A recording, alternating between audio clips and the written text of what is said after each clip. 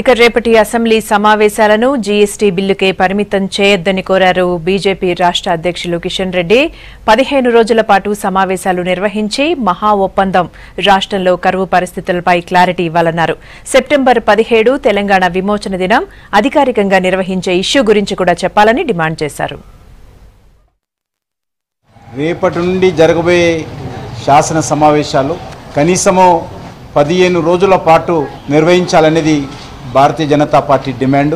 రేపు ఒకరోజే సమావేశాలు నిర్వహిస్తారా, రేపటి నుంచి సమావేశాలు నిర్వహిస్తారనేటువంటిది ఈరోజు స్పష్టం చేయాల్సినటువంటి అవసరం ఉంది. ఈరోజు తెలంగాణ రాష్ట్రంలో అనేకమైనటువంటి మౌలిక అంశాల మీద తెలంగాణ ప్రజలు ఆందోళన చెందుతూ ఉన్నారు. ఈరోజు రాష్ట్రంలో ఈ వర్గము ఆ వర్గం అని కాకుండా అన్ని వర్గాల ప్రజలు కూడా మరి అనేక రకాల సమస్యలు ఎదుర్కొంటున్నారు.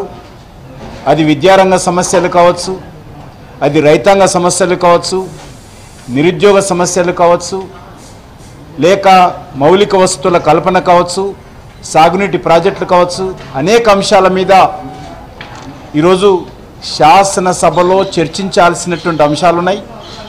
వీటన్నిటిపైన కూడా భారతీయ జనతా పార్టీ ఒక నిర్మాణాత్మకమైనటువంటి పాత్ర పోషించాలని, ప్రజల పక్షాన నిలబడాలని భారతీయ జనతా పార్టీ ఆశిస్తున్నది.